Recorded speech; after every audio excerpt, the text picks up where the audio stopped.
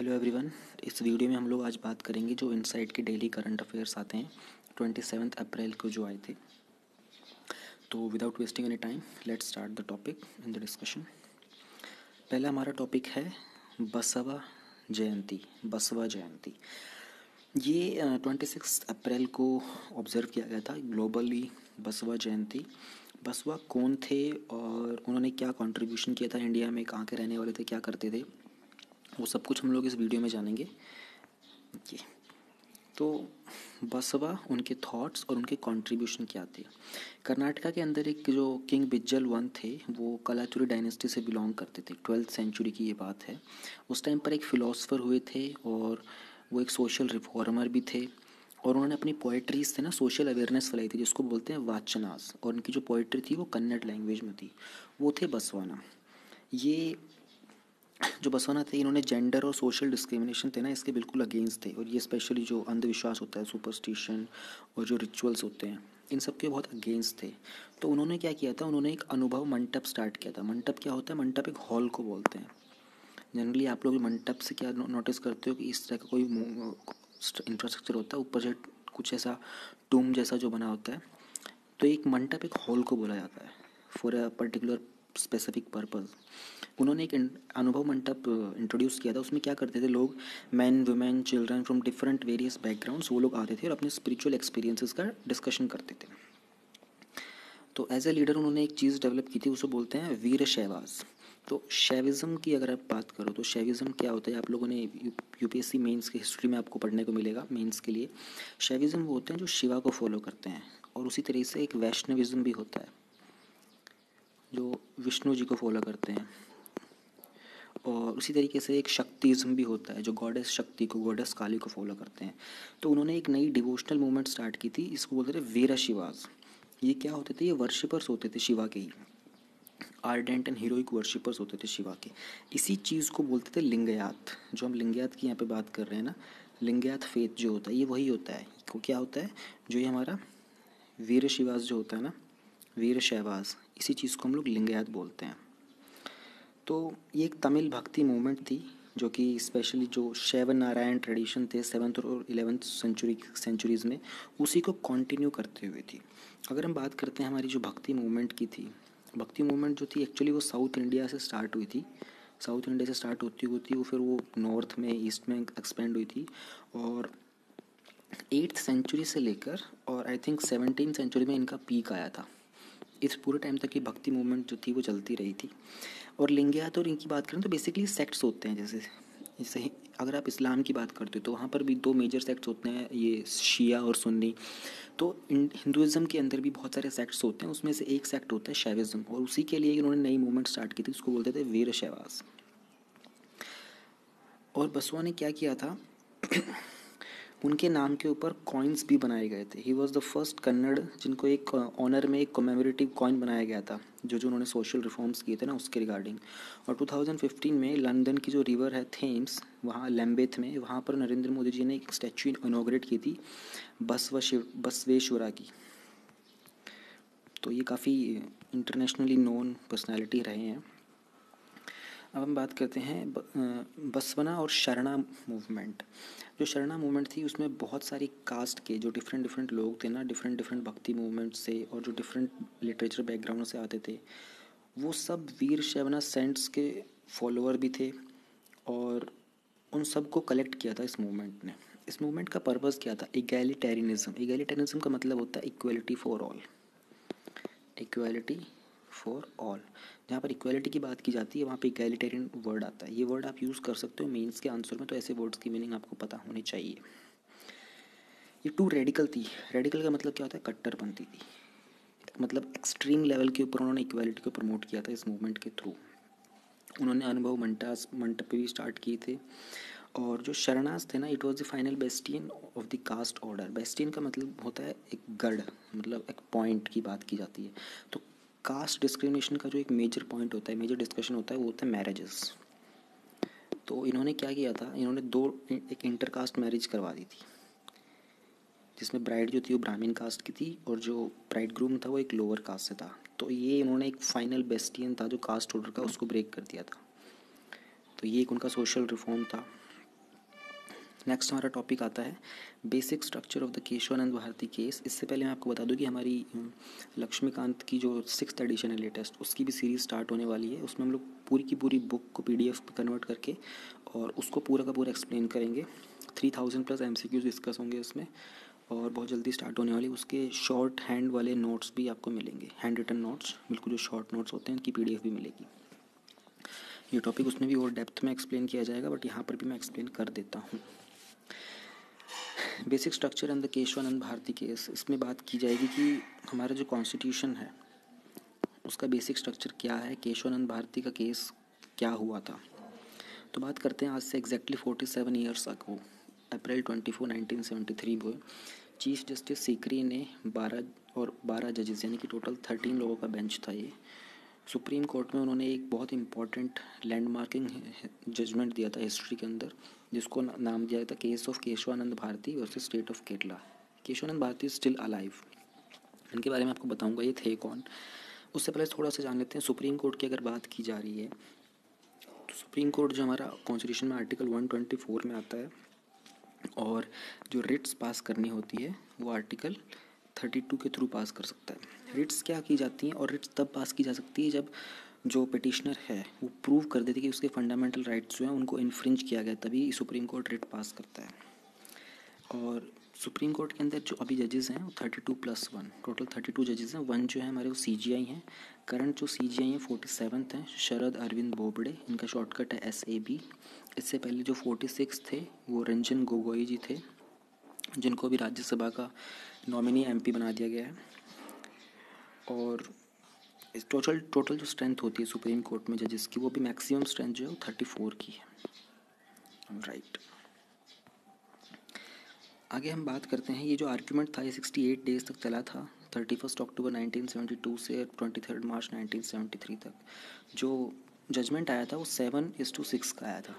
7 जजेस ने इसके फेवर में जजमेंट दिया था, 6 ने इसके अगेंस्ट में जजमेंट दिया था कि बेसिक स्ट्रक्चर होता क्या है। और उन्होंने बोला था कि जो बेसिक स्ट्रक्चर है कॉन्स्टिट्यूशन का वो इनवायलेबल है, आप इसको साथ छेड़खानी नहीं कर सकते, और इसको पार्लियामेंट भी बेसिक स्ट्रक्चर को अमेंड नहीं कर सकता है।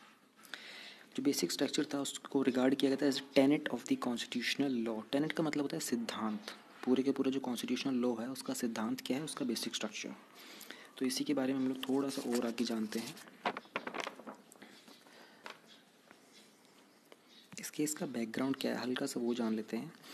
All this effort was to answer just one main question. Parliament से एक क्वेश्चन पूछा गया था उस टाइम पर कि सुप्रीम कोर्ट में क्वेश्चन पूछा गया था इस केस के अंदर कि क्या पार्लियामेंट के पास पावर है कि वो अनलिमिटेड वे में कॉन्स्टिट्यूशन को अमेंड करता ही चला जाएगा। इसके ऊपर ही पूरा का पूरा केस बना था।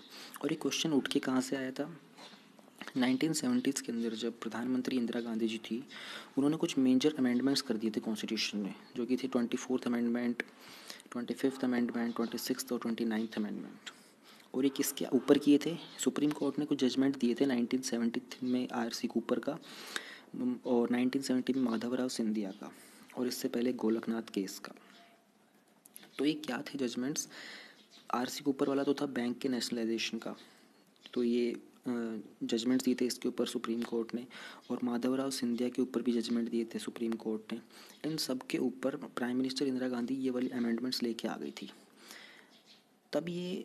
और ये अच्छा, ये वाला केस बड़ा इंपॉर्टेंट है। माधवराव सिंधिया का जो एबोलिशन हुआ था ना, प्रीवी पर्सेस क्या होते थे 1947 के अंदर, जब बहुत सारे ये रजवाड़ास जो थे, ये जो प्रोविंसेस थे, जब इन्होंने इंडिया का पार्ट बने थे तो उन्होंने कुछ कंडीशंस रखी थी। उसमें से ना कंसोलिडेटेड फंड ऑफ इंडिया जो है उसमें से कुछ अमाउंट उन लोगों को ज़्यादा रहता था। तो 1970s के अंदर ये अमाउंट उनको गवर्नमेंट ने देना बंद कर दिया था, इंदिरा गांधी गवर्नमेंट ने, कि उन्होंने कहा था कि ये जो है ये अब वैलिड नहीं है, पहले ये रूल था लेकिन अब इसको हम चेंज कर रहे हैं, इससे गवर्नमेंट का जो फंड है वो कम पड़ जाता है।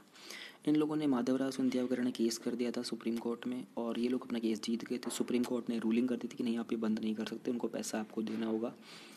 फिर इंदिरा गांधी अमेंडमेंट्स लेके आ गई थी 24, 25, 26। फिर केशवानंद भारती जैसे लोगों ने केस कर दिया कि क्या पार्लियामेंट के पास पावर है कि वो किसी भी चीज़ को अमेंड करता चला जाएगा कॉन्स्टिट्यूशन में। ये जो 4 अमेंडमेंट्स थे और साथ में जो गोलकनाथ का जजमेंट था, ये सारे के सारे चैलेंज किए थे केशवानंद भारती ने। केशवानंद भारती जो हैं वो एक पॉन्टिफ हैं। पॉन्टिफ होता है एक गुरु। कहाँ के हैं ये, केरला के रहने वाले हैं, केरला के कासारगोड डिस्ट्रिक्ट के अंदर। और वहाँ पर एक मठ है, अदनीर मठ, ये उसके मठ के हेड हैं, यानी कि गुरु हैं वहाँ के।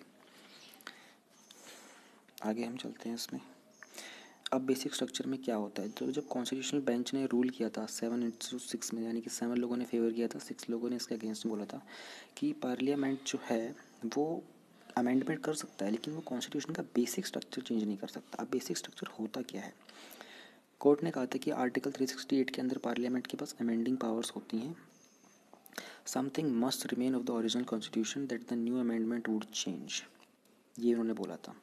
अब कोर्ट ने डिफाइन नहीं किया बेसिक स्ट्रक्चर, लेकिन उससे कुछ प्रिंसिपल ले डाउन कर दिए, जैसे फेडरलिज्म क्या होता है, सेक्युलरिज्म, डेमोक्रेसी, ये सब उसके पार्ट बने रहेंगे। अब अगर हम फेडरलिज्म की बात करते हैं तो फेडरलिज्म होता है total division of powers between 2 level of government of equal status. जैसे हम यूएसए की बात करते हैं, वहाँ पर फेडरल गवर्नमेंट है, जो पावर है वो स्टेट में और सेंटर में इक्वली डिवाइडेड है। इंडिया के अंदर भी डिवाइडेड है, लेकिन हमारा जो कॉन्स्टिट्यूशन है वो क्वासी फेडरल है, यानी कि डिवाइडेड जरूर है पावर, लेकिन अगर कोई डिस्प्यूट होता है तो उसमें जो रूलिंग होगी वो सेंटर की हो जाएगी। तो centre is in a way more powerful, but still we have given power to the state as well. अब बेसिक स्ट्रक्चर जो था सिंस केशवानंद, वो था क्या, जो बेसिक स्ट्रक्चर डॉक्ट्राइन था वो इसको इंटरप्रेट किया गया था, उसमें इंक्लूड किया गया था सुप्रीमेसी कॉन्स्टिट्यूशन की होगी, रूल ऑफ लॉ, यानी कि जो कानून होगा वो किताब के हिसाब से चलेगा, जुडिशरी जो है वो इंडिपेंडेंस है, और doctrine of separation of power, federalism, secularism, sovereign democratic Republic, parliamentary system of government रहेगा, फ्री एंड फेयर इलेक्शंस होंगे, स्टेट वेलफेयर के लिए काम किया जाएगा।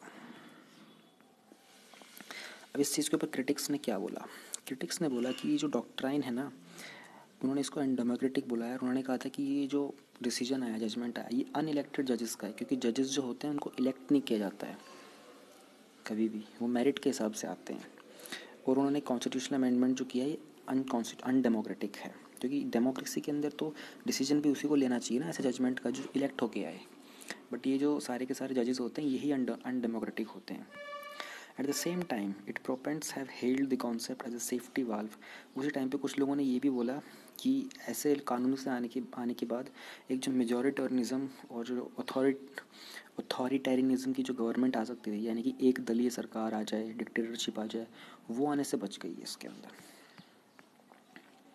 अब इसके आउटकम और इम्प्लीकेशंस क्या क्या हुए हैं, तो उन्होंने कहा कि if the majority of the supreme court, जिसमें कि 6 जजेस ने तो किया ही था, अगर वो इसको पार्लियामेंट को ये अमेंडमेंट को, ये जो केशवानंद भारती कोर्स जो केस था उसके अंदर वो बोल देते कि नहीं, आप लोग इसको, कि पार्लियामेंट के पास पूरी पावर है, इसको अमेंड कर सकती है, तो होता क्या, एक चांस था बहुत हाई कि हमारे पास टोटलिटेरियन स्टेट डिक्लेयर हो जाता अब तक, और एक वन पार्टी रूल रहता, जैसे चाइना के अंदर है, वहाँ पर सिर्फ वन पार्टी रूल करती है, जिसको बोलते हैं CCP, चाइनीज़ कम्युनिस्ट पार्टी, या फिर CPC भी बोलते हैं, कम्युनिस्ट पार्टी ऑफ चाइना। तो एट एनी रेट कॉन्स्टिट्यूशन जो है ना उसकी सुप्रीमेसी ख़त्म हो जाती, ये तो होना ही था। अब कुछ ऐसे अमेंडमेंट्स हुए थे जो हम देखेंगे कि अगर उनको एग्जाम्पल को हम देखते हैं, जैसे 39th अमेंडमेंट, 41st अमेंडमेंट, अगर हम इनको देखते हैं तो हम ये कह सकते हैं कि हाँ, अगर पार्लियामेंट के पास पूरी पावर हो कॉन्स्टिट्यूशन को अमेंड करने की, तो सच में इंडिया के अंदर ये डिक्टेटरशिप जैसे इस केसेस बन सकते हैं। जैसे 39th अमेंडमेंट के अंदर इंदिरा गांधी की सरकार ने क्या किया था, उन्होंने बोल दिया था कि president, vice president, speaker, prime minister, इनके इलेक्शन के अंदर अगर कोई मैल प्रैक्टिस भी हुई है, अगर कोई धांधलेबाजी भी हुई है, तो भी आप उसको कोर्ट में चैलेंज नहीं कर सकते हो। और ये क्यों किया था, क्योंकि इलाहाबाद हाई कोर्ट ने इंदिरा गांधी के अगेंस्ट में एक रूलिंग दे दी थी, उन्होंने इनको प्राइम मिनिस्टर से हटा दिया था जब उनको 1975 में पता चला था। मैं इसको हल्का सा आपको बता देता हूँ। 1971 के अंदर इंदिरा गांधी जो थी वो राय बरेली से, उनकी जो कॉन्स्टिट्यूंसी थी वहाँ से जीत कर PM बन गई थी वो, और उनके अगेंस्ट में खड़े थे राजनारायण ने जाके इलाहाबाद हाई कोर्ट में केस कर दिया 1971 में। 4 साल ये केस चला। 1975 में इसका डिसीजन निकल के आया, उसमें पता चलता है कि इंदिरा गांधी ने कुछ मैल प्रैक्टिसेस की थी इलेक्शन को जीतने के लिए। उन्होंने इंदिरा गांधी को पोजीशन से हटा दिया। तो now Indira Gandhi is no more prime minister. Same day Indira Gandhi जो हैं वो जाती हैं सुप्रीम कोर्ट, अपना केस करती हैं, सुप्रीम कोर्ट उनको बेल दे देता है। अच्छा, इलाहाबाद हाई कोर्ट ने ये भी कहा था कि वो अगले 6 साल तक इलेक्शंस नहीं लड़ सकती, इलेक्शंस के लिए मना कर दिया था। वो सुप्रीम कोर्ट जाती हैं, उनको वहाँ से बेल भी हो जाती है और उनको नेक्स्ट 6 मंथ्स तक पीएम बनने की परमिशन मिल जाती है। तो ऐसा पॉसिबल है क्या कॉन्स्टिट्यूशन में? हाँ, ऐसा पॉसिबल है अगर आप किसी हाउस के मेंबर हो। लेकिन सुप्रीम कोर्ट ने ये भी बोला था साथ में कि आप किसी हाउस के मेंबर नहीं रहोगे पर आप 6 महीने पीएम बन सकते हो। तो कॉन्स्टिट्यूशन में ये वैलिड है कि आप चीफ मिनिस्टर या फिर पीएम बने रह सकते हो जस्ट फॉर 6 मंथ्स। तब तक या तो आपको किसी हाउस का मेंबर बनना पड़ेगा या फिर उसके बाद आपको रिज़ाइन करना पड़ेगा। अब 6 महीने के लिए जब इंदिरा गांधी प्राइम मिनिस्टर बन चुकी हैं तो उन्होंने क्या किया, जस्ट नेक्स्ट डे उन्होंने इमरजेंसी डिक्लेयर करा दी। इमरजेंसी डिक्लेयर करने के बाद वो कुछ ऐसे कॉन्स्टिट्यूशनल अमेंडमेंट एक्ट्स लेके आए, जैसे 41 में क्या आता था कि कोई भी केस होगा सिविल, क्रिमिनल और किसी इनके president, vice president, prime minister और गवर्नर के खिलाफ अगर किया जाएगा, चाहे वो ऑफिस में थे उस टाइम पे, बाद में भी, वो नहीं कर सकते। तो यानी कि उनको फुल इम्यूनिटी दिलवाने का एक अमेंडमेंट लेके आई थी। यानी कि अगर कोई इंसान एक दिन के लिए भी गवर्नर बनता है तो उसको पूरी लाइफ के लिए लीगल प्रोसीडिंग से इम्यूनिटी मिल जाती है। अगर पार्लियामेंट सुप्रीम होता कि किस कॉन्स्टिट्यूशन को फुली अमेंडमेंट कर सकता, तो इस तरह के ड्रैकोनियन लॉ हमारे कॉन्स्टिट्यूशन में आ चुके होते। लेकिन क्यों नहीं आए? क्योंकि 7-6 से ये वोटिंग हम लोग जीत गए थे और हम लोगों ने डिसाइड किया कि बेसिक स्ट्रक्चर को पार्लियामेंट एडिट नहीं कर सकता। और ये जो अमेंडमेंट्स थे ये बेसिक स्ट्रक्चर के ऊपर ही एक अटैक था। तो नेक्स्ट हमारा टॉपिक आता है autonomous district council. Autonomous district council क्या होता है कि कोविड-19 का जो पैंडमिक चल रहा है उस टाइम पे गवर्नर का जो रूल है बॉडोलैंड टेरिटोरियल एरिया डिस्ट्रिक्ट का आसाम के अंदर, वहाँ पे गवर्नमेंट की पावर क्या होती है हम इसके बारे में जानेंगे। जो स्टेट गवर्नर है वो कॉन्स्टिट्यूशनल हेड है बीटीएडी के। बीटीएडी क्या है? बॉडोलैंड टेरिटोरियल एरिया डिस्ट्रिक्ट, असम के अंदर, जो कि फॉल करता है 6th schedule of the constitution. 6th schedule क्या है ये भी हम अभी जानेंगे। और इसको एडमिनिस्टर करती है एक बॉडी, इसका नाम है बीटीसी, बॉडोलैंड ट्राइबेरियल टेरिटोरियल काउंसिल। इसके भी इलेक्शंस होने थे जो कि कोविड-19 के कारण नहीं हो पाए, तो उसी को लेकर ही न्यूज़ है। तो पहले हम थोड़ा सा असम के बारे में जान लेते हैं। मैं पहले भी न्यूज़ में देखा था। 26 जनवरी 1915 को स्टेट बना था। कैपिटल दिसपुर है। गुवाहाटी हाईएस्ट सिटी है, बिगेस्ट सिटी है। 33 डिस्ट्रिक्ट हैं। जगदीश मुखी यहाँ के गवर्नर हैं। सर्बानंद सोनोवाल जो है यहाँ के चीफ मिनिस्टर हैं। 126 का लेजिस्लेचर है। 7 इन राज्यसभा, 14 इन लोकसभा। गुवाहाटी हाई कोर्ट है। हाई कोर्ट के बारे में अगर बात आई है तो हम लोग डिसाइड कर लेते हैं। हाई कोर्ट जो है वो आर्टिकल 214 से 231 तक आते हैं। 24 हाई कोर्ट्स हैं। नेम है total 21 + 3 common big high courts. और रिट जो है हाई कोर्ट आर्टिकल 226 के अंडर रिट पास कर सकते हैं। जो 7th कॉन्स्टिट्यूशनल अमेंडमेंट एक्ट आया था, 7th कॉन्स्टिट्यूशनल अमेंडमेंट एक्ट, उसके तहत ये डिसाइड किया गया था कि एक से ज़्यादा स्टेट्स के लिए, 2 स्टेट्स के लिए एक हाई कोर्ट हो सकता है। ये उस कॉन्स्टिट्यूशनल अमेंडमेंट में डिस्कस किया गया था। ओके, और अब हम आगे चलते हैं। अब हम देखते हैं 6th शेड्यूल होता क्या है। आर्टिकल 244 के अंदर आता है ये 4 स्टेट्स के लिए, असम, मेघालय, त्रिपुरा और मिज़ोरम, यहाँ के जो ट्राइबल एरियाज़ हैं उनके एडमिनिस्ट्रेशन के लिए 6th शेड्यूल डिफाइन किया गया है। Just a second.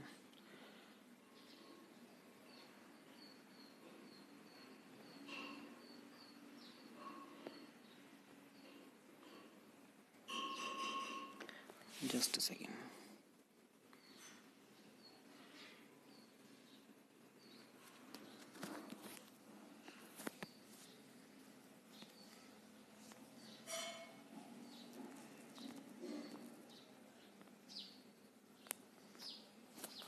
Alright, sorry.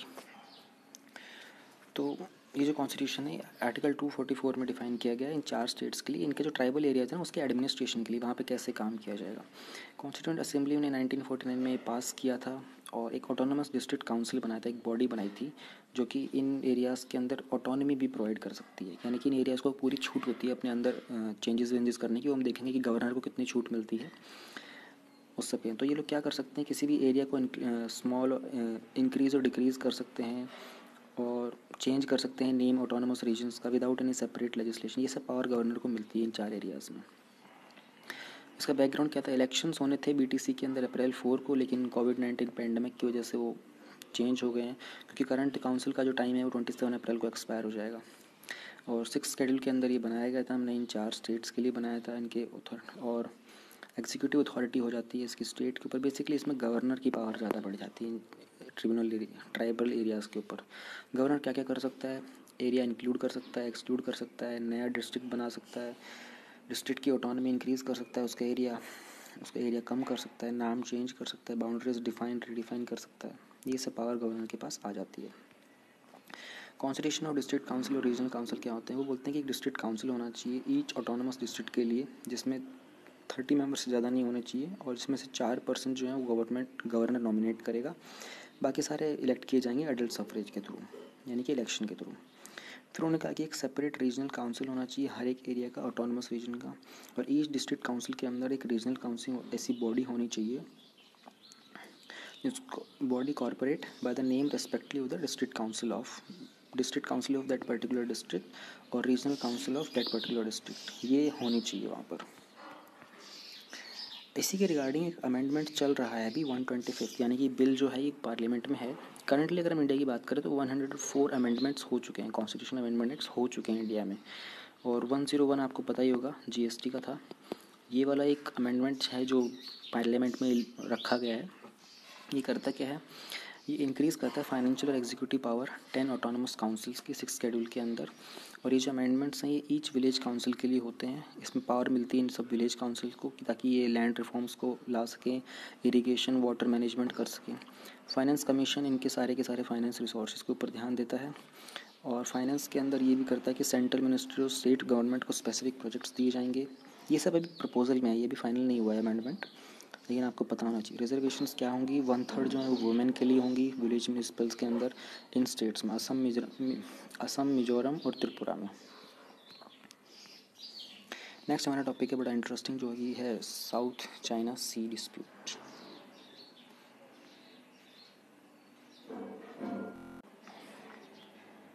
हमारा जो नेक्स्ट टॉपिक है वो है साउथ चाइना सी डिस्प्यूट। ये आप लोगों ने सुना ही होगा कि चाइना अभी करंटली जो कोविड-19 का पैंडमिक है उसमें पता चला है कि चाइना जो है इस मौके का फ़ायदा उठाकर, since all the countries are busy in handling this outbreak, तो China is trying to extend its legs into the South China Sea region. तो इस डिस्प्यूट के अंदर हमने देखेंगे कि ये क्या है, कहाँ पर ये रीजन फॉल करता है एंड एवरीथिंग। तो एक बार मैप पे थोड़ा सा देख लेते हैं, मैं आपको दिखा देता हूँ।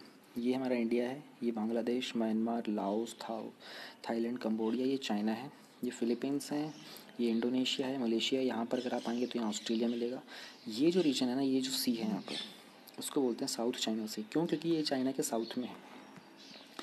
यहाँ पर एक्चुअली एक एरिया चाइना ने डिफ़ाइन किया था ऐसे करके, उन्होंने एक 9 डैश लाइन बनाई थी। जैसे अगर आप और मैप्स देखो 1 2 3 4 5 6 7 8 9, चाइना ने एक ऐसी एक 9 डैश लाइन बना रखी है इस एरिया को, उन्होंने वो नाम दे रखा है। चाइना क्लेम करता है कि ये एरिया चाइना का है, और मेजर जो इश्यूज़ हैं वो इन आइलैंड्स के अंदर है, पैरासेल आइलैंड्स और स्पार्टली आइलैंड्स। फिलीपींस चाहता है कि उसको ये मिल जाए, इसके पास पड़ता है। मलेशिया कहता है कि उसको इतना टेरिटोरियल लैंड मिल जाए। वियतनाम कहता है कि ये हमारा एरिया है, हमारी हिस्ट्री है यहाँ की। ताइवान कहता है हमारा एरिया है, चाइना कहता है हमारा एरिया है। तो ये फाइट है इस एरिया के अंदर। तो यहाँ पर कुछ मिलिट्री कंस्ट्रक्शन भी हुई हैं, पहले कुछ कंट्रीज़ ने की थी, फिर चाइना ने भी कर रखी है। ये चलता रहता है। करंटली इशू क्या है? वो ये स्पार्टली आइलैंड और पैरासेल आइलैंड जो है साउथ चाइना सी के अंदर, वो कह रहे हैं कि टेरिटरी ऑफ वियतनाम और फिलीपींस के बीच में पड़ते हैं। अगर आप देखोगे तो ये है वियतनाम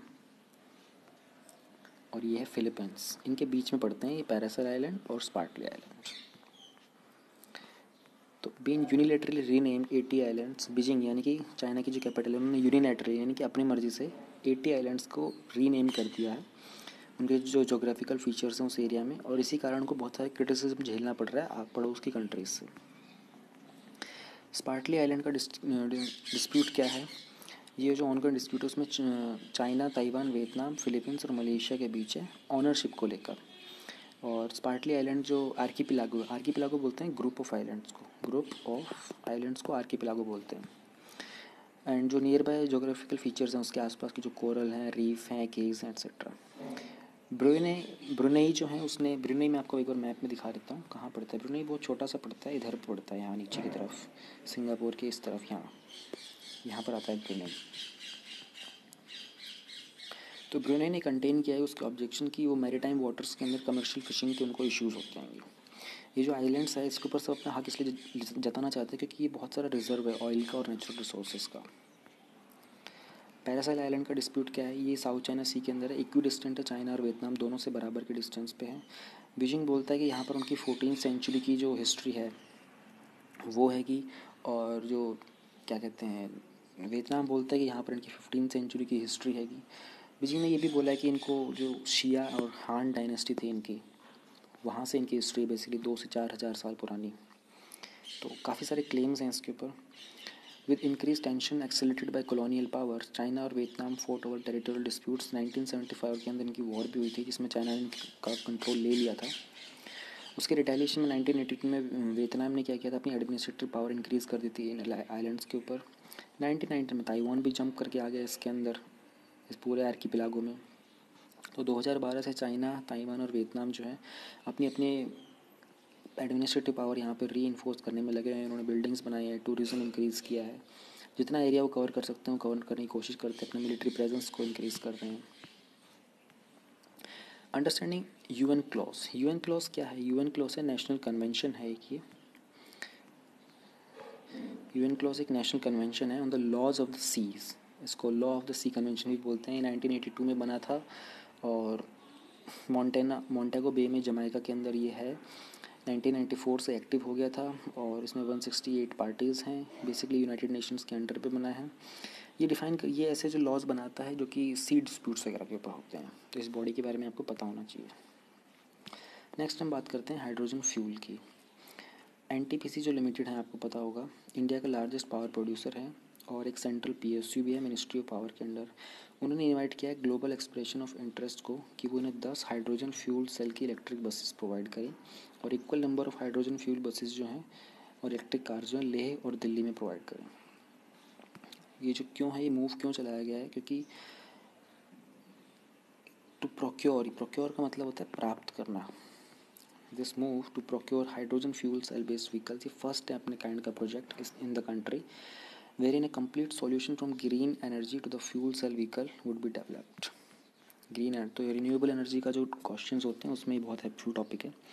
हाइड्रोजन फ्यूल क्या होता है आपको पता होना चाहिए। हाइड्रोजन जो हमारे पीरियोडिक टेबल के अंदर लाइटेस्ट एलिमेंट होता है और जैसे कि हाइड्रोजन, हीलियम, लिथियम जो होते हैं, हाइड्रोजन लाइटेस्ट एलिमेंट होता है और सबसे फर्स्ट नंबर का एलिमेंट भी होता है। हाइड्रोजन इतना लेस होता है, एयर से भी लेस होता है, इसलिए एटमॉस्फेयर में ऊपर उड़ जाता है, इसलिए इसको प्योर फॉर्म के अंदर मुश्किल से पाया जाता है। ओरिजिनली केमिकल से प्रोड्यूस किया जाता है। एक स्टैंडर्ड टेम्परेचर और प्रेशर के ऊपर हाइड्रोजन जो है वो नॉन टॉक्सिक होता है, नॉन मेटलिक होता है, ऑर्डरलेस होता है, स्मेल नहीं आती, टेस्ट नहीं होता, कलर नहीं होता, लेकिन हाईली कंबस्टिबल होता है। हाइड्रोजन फ्यूल जो है वो ज़ीरो एमिशन देता है जब इसको ऑक्सीजन के साथ बर्न किया जाता है, तो इसलिए इसको फ्यूल की तरह यूज़ किया जा सकता है कार में और इंटरनल कंबशन इंजन्स में। इसको स्पेस क्राफ्ट के प्रोपल्जन में भी यूज़ किया जा सकता है।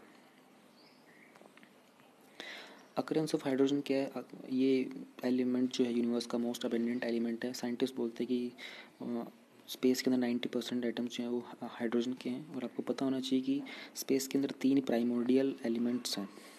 प्राइमोर्डियल एलिमेंट्स उसमें से हाइड्रोजन, हीलियम और लिथियम है। लिथियम के ऊपर अभी रिसेंटली न्यूज़ भी थी।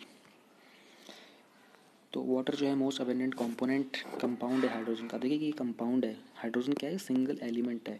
सिंगल जो होता है उसको एलिमेंट बोलते हैं जब वो किसी के साथ मिल जाता है तो वाटर। जैसे वाटर क्या होता है? H2O, two elements two atoms of hydrogen and 1 atom of oxygen.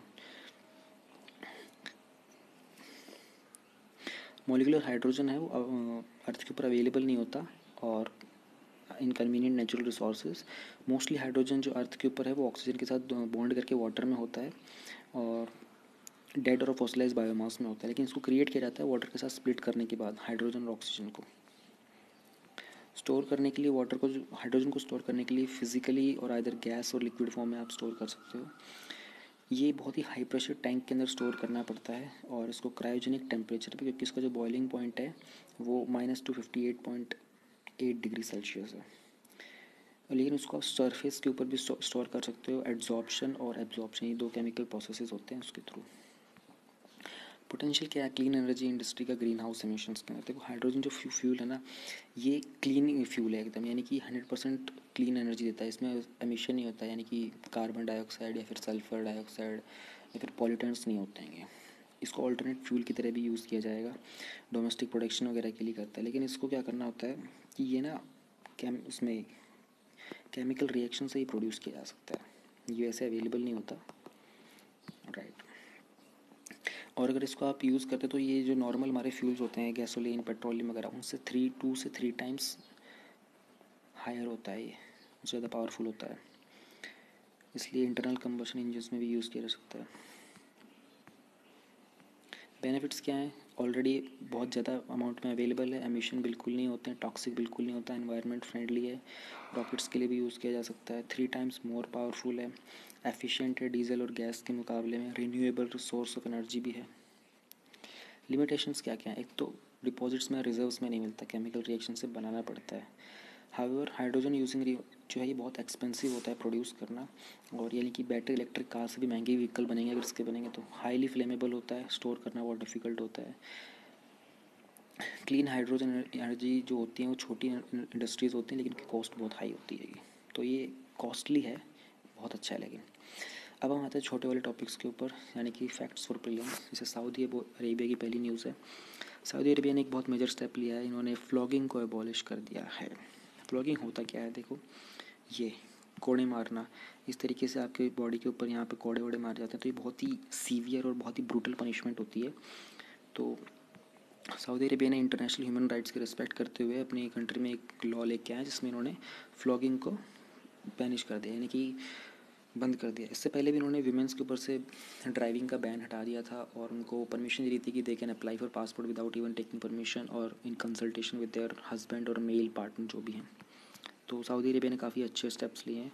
हल्का सा सऊदी अरेबिया के बारे में जान लेते हैं। इसकी कैपिटल रियाद है, ऑफिशियल लैंग्वेज अरबिक है, सुन्नी इस्लाम यहाँ पे फॉलो किया जाता है। अगर आप बात करें ईरान की, तो ईरान में जैसे कि शिया मुस्लिम होते हैं। यहाँ की जो गवर्नमेंट है वो एब्सोल्यूट मोनार्की है, और 1932 में ये किंगडम बना था। 1945 में इन्होंने यूनाइटेड नेशंस को ज्वाइन कर लिया था। इस्लाम की जो स्टार्टिंग हुई थी बेसिकली वो सऊदी अरेबिया से ही हुई थी, और ये वर्ल्ड का सेकंड लार्जेस्ट रिलीजन इस्लाम है, वो इसी एरिया से स्टार्ट हुआ था। मैप की अगर हम बात करते हैं मिडल ईस्ट के अंदर, तो ये है सऊदी अरेबिया, इसके नीचे यमन है, ओमान है, यहाँ यूएई है, यहाँ कतर है, यहाँ ईरान है, इराक है, सीरिया है, यहाँ पैलेस्तीन है, इसराइल है, Egypt, Sudan, Libya, Algeria, Tunisia वो शहर है जहाँ से अरब स्प्रिंग स्टार्ट हुआ था। अरब स्प्रिंग वो मूवमेंट था जिसके कारण आज इस पूरे एरिया के अंदर सिविल अनरेस्ट है। एक इंसान के कारण, just for one person who self immolated himself, उसने खुद को आग लगा ली थी, उसके कारण इन सब एरियाज़ के अंदर आज इतना अनरेस्ट है। नेक्स्ट हम बात करते हैं, नासा ने एक यूनिफाइड जियोलॉजिकल मैप जो है वो डिस्प्ले किया है। ये ब्लूप्रिंट है फ्यूचर ह्यूमन मिशंस के लिए और फ्यूचर रिसर्च के लिए, एजुकेटर्स के लिए। ये बेसिकली जियोलॉजिकल मैप है, तो वो लोग उसको ढंग से स्टडी कर पाएंगे। यूनाइटेड स्टेट्स के जियोलॉजिकल सर्वे ने, नासा ने और ल्यूनर प्लानिटरी इंस्टीट्यूट ने ये लॉन्च किया है। नासा के बारे में थोड़ा सा देख लें। नासा को पहले 1946 तक वो बोला जाता था national advisory committee for aeronautics, फिर 1958 में इसको नासा डिक्लेयर कर दिया गया था, और इसके हेडक्वार्टर्स जो है वाशिंगटन डीसी में है, जो कि यूनाइटेड स्टेट्स की कैपिटल भी है। डीसी का मतलब होता है डिस्ट्रिक्ट ऑफ कोलंबिया। इसका जो एनुअल बजट है वो 22.6 यानी कि अप्रॉक्स मान के चलो 23 बिलियन यूएस डॉलर है, जो कि। और इंडिया के बारे में अगर हम जानते हैं तो इंडिया के देखते हैं इसरो जो हमारा 1969 में बना था, हेडक्वार्टर बेंगलुरु में है। इसके जो हेड हैं वो के सिवान जी हैं।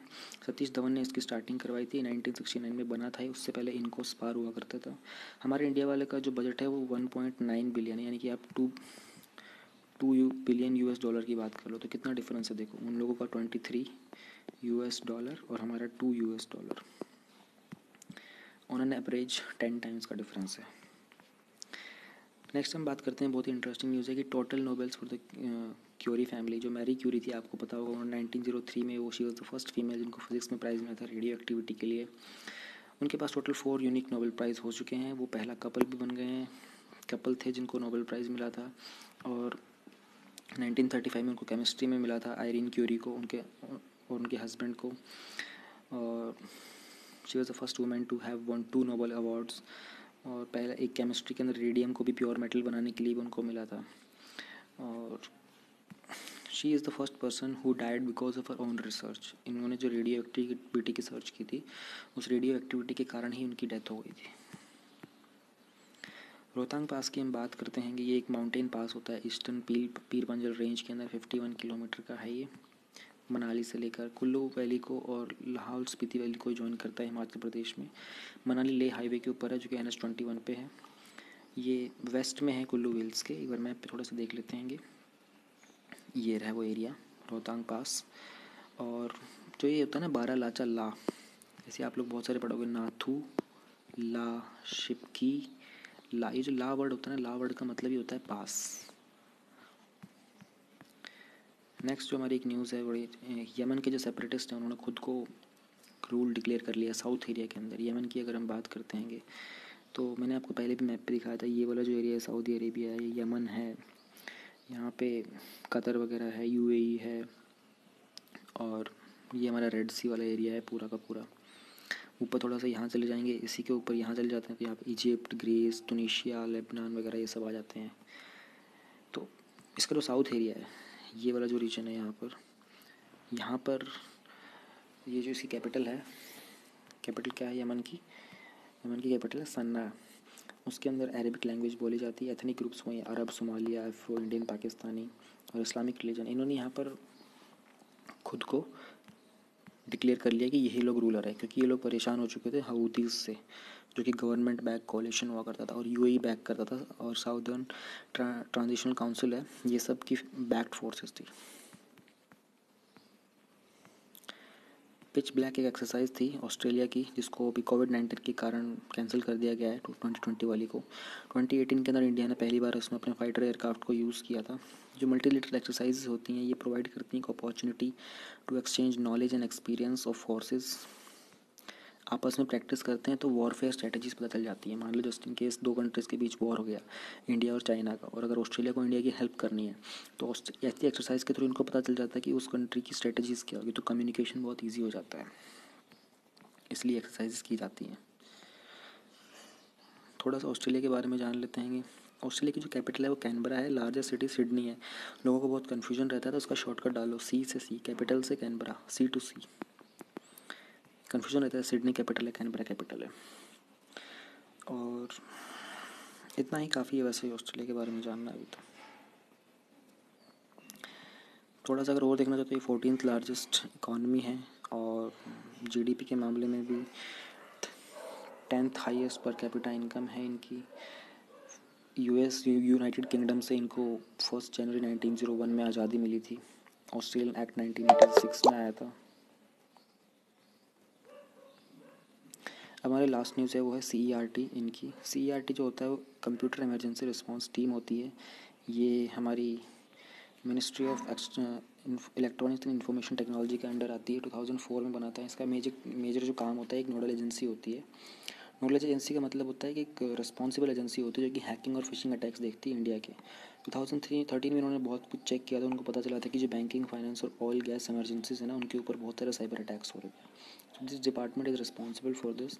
अभी रिसेंटली कोविड-19 के टाइम पे पता चला है कि बहुत सारे रैंसमवेयर डिटेक्ट किया जा रहा है। रैंसमवेयर का मतलब क्या होता है कि वो आपके कंप्यूटर में कोई मालवेयर वगैरह आएगा, वो आपकी कुछ इंपॉर्टेंट फाइल्स वगैरह कॉपी कर लेगा अपने पास, और आपके कंप्यूटर में उसकी कॉपी को लॉक कर देगा, और आपसे फिर वो पैसे मांगते हैं। जब आप उनको क्रिप्टो करेंसी में पेमेंट कर देते हो तो आपकी फ़ाइल को फ्री कर देते हैं। तो ये थी आज की news. Thank you very much.